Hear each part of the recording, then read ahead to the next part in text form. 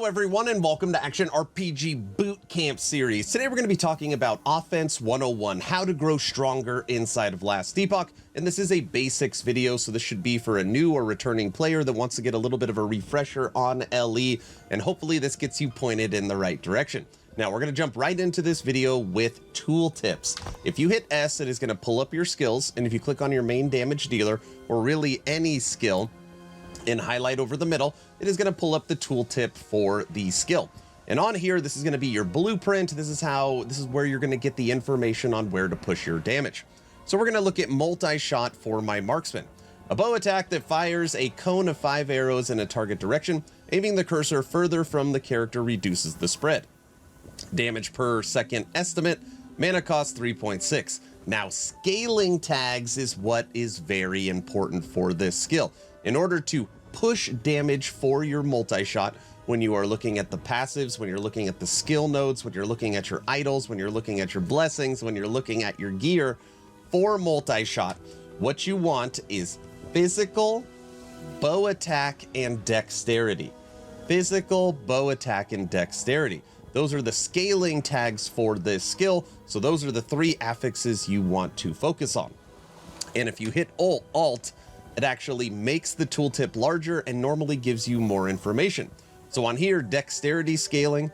So every point of dexterity is going to give you 4% more increased damage, and added damage is applied at 120% effectiveness.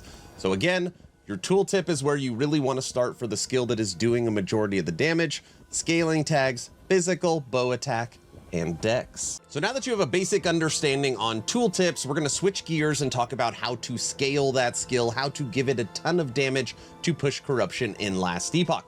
And what we're going to be talking about is increased or additive damage compared to more or multiplicative damage. And we are in the skill Cinder Strike. Now what you want to do is you want to come up to your search nodes box here and type in more. And you will see all of these little nodes start spinning. This is one of the first things you want to do when you're actually working through towards a damage dealing skill. And what this means is that every single one of these nodes, Cinder Strikes deals more damage multiplicative with other modifiers. And you'll see that more damage multiplicative with other modifiers, more damage multiplicative with other modifiers.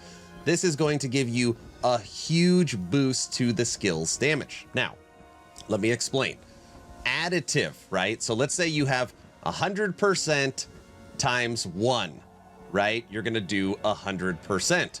And if you had 200% times 1, you're going to do 200%. But if you had 100% times 5, you're going to do 500%, okay? You want as much multiplicative damage as you could possibly get over additive damage. Now, sometimes you don't have a choice. You still need that additive damage, but just know when you are looking at these skills, you are going to get a huge boost, most of the time off much smaller numbers, because the damage is multiplicative. So again, when you're looking at this, obviously this is where people get into spreadsheets and really breaking down the numbers, but a really easy way to do it, go to the skill, type in more, look at all the highlighted nodes and see which one are going to work for your build the best. It is one of the best ways to scale damage. So now we're going to talk about the #1 question I get around offenses, and that is critical strike chance. And it is a little confusing inside of LE. Now let me show you where the confusion comes from.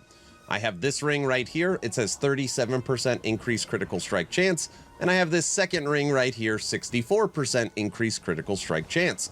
And if you add those two together, it's 101% critical strike chance. So when people see that, they immediately think, awesome, every single time I shoot or hit an enemy, I am going to critically strike. And that is not what this means. You will see that this says increased critical strike chance, and this says increased critical strike chance. So that means if your base crit is, let's say, 5%, those two rings are going to add 101% to it, bringing it to 10%.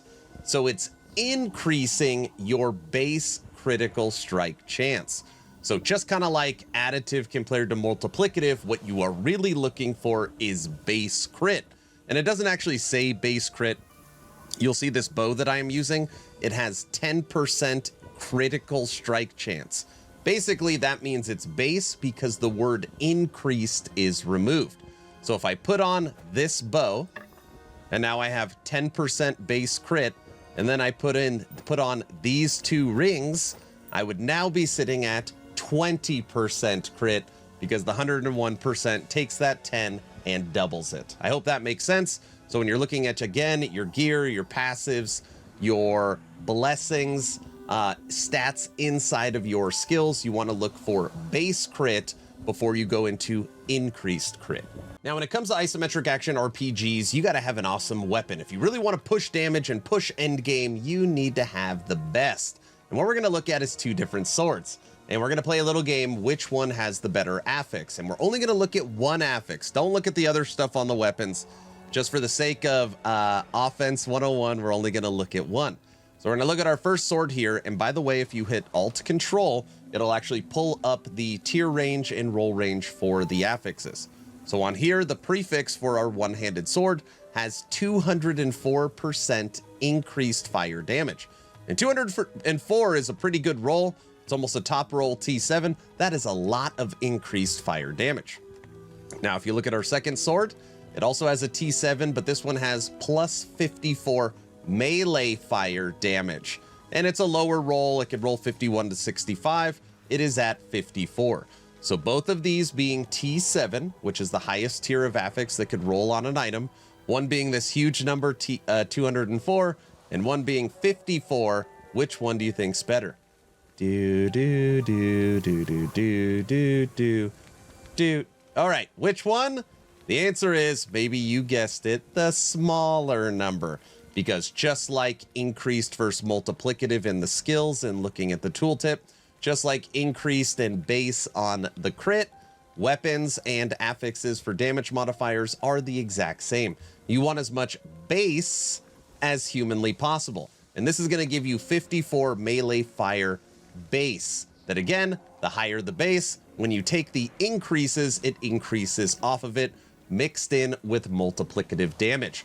So you want as much multiplicative damage as possible, then you want as much base damage as possible, and then in a lot of places you don't have options to base and multiplicative, so that's where you stack your increases and your damage just goes up and up and up. Now, even me, over 4,000 hours in the game, every once in a while I don't know which item is better or which one's going to give more damage. Maybe it's too close to call. In those situations, you have to test it. Go ahead and hit M. And then what you want to do is go to the Divine Era and go to Champion's Gate. They kind of hide the training dummies. I don't know why they do that. And we're going to enter the Champion's Gate.